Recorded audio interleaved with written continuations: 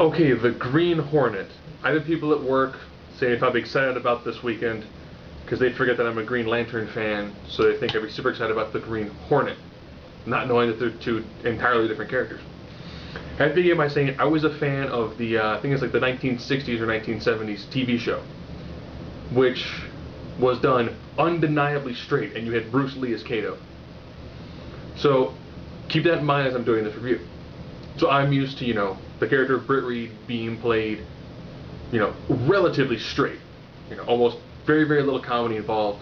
And his sidekick Kato being an absolute martial arts master.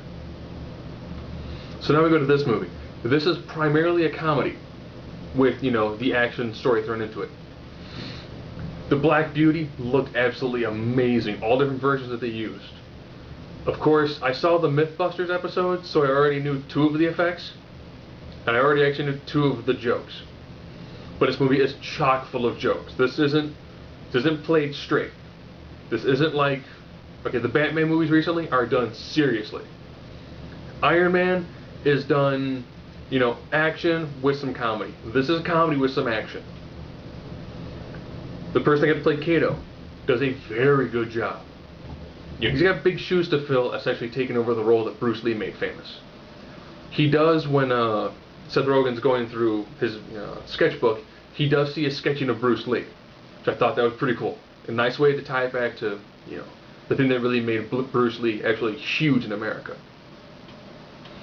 And they do actually use, I think it's Flight of the Bumblebee. It's actually referred to as Green Bee.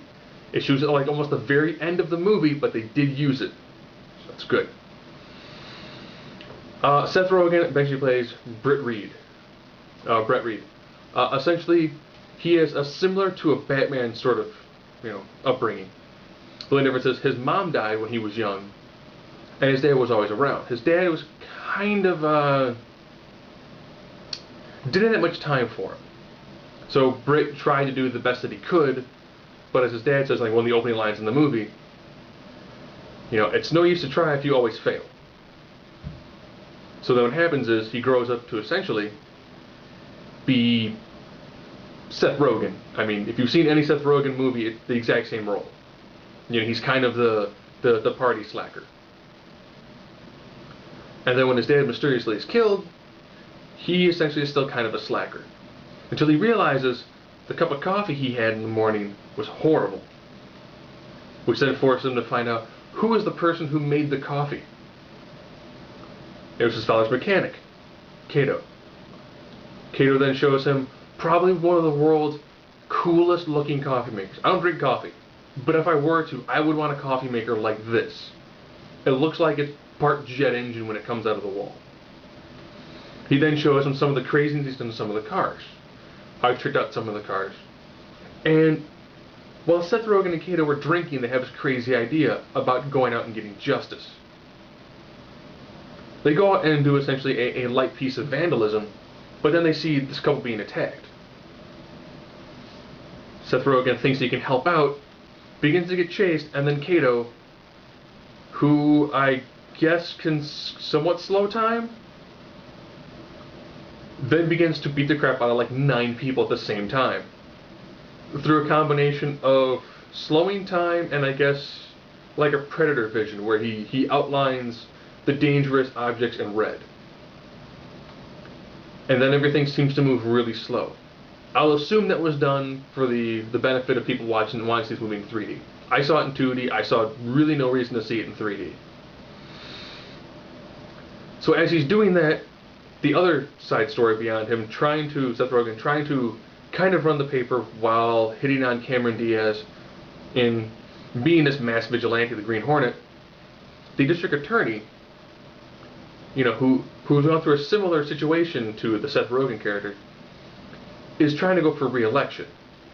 And you also have a slightly old school mobster who essentially runs everything in Los Angeles. The Green Hornet kind of decides, well, here's my idea.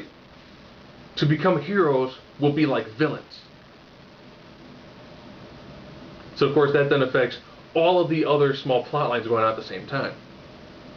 There are times when the Seth Rogen character kind of being, I'll say a belligerent prick for lack of better terminology, does kind of rub everybody the wrong way until he finally realizes he needs Cameron Diaz and he needs Kato if he's going to make this work as being both the the head of a newspaper as well as being the Green Hornet. But for the most part, it's Seth Rogen getting beat up an awful lot or getting shot at.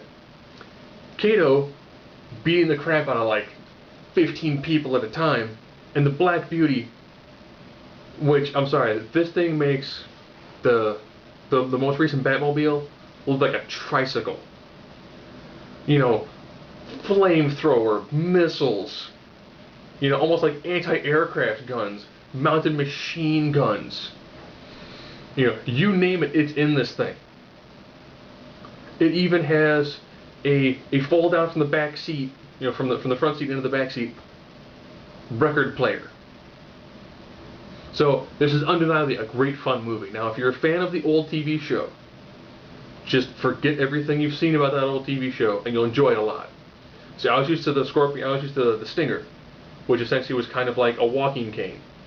That was his gadget device. Towards about halfway through, he gets his gas gun, which I guess is what he currently used more in the comics. You know, this is a very entertaining movie. Don't go in the thing as a huge action adventure. Go in there expecting more along the lines of like a really decent comedy.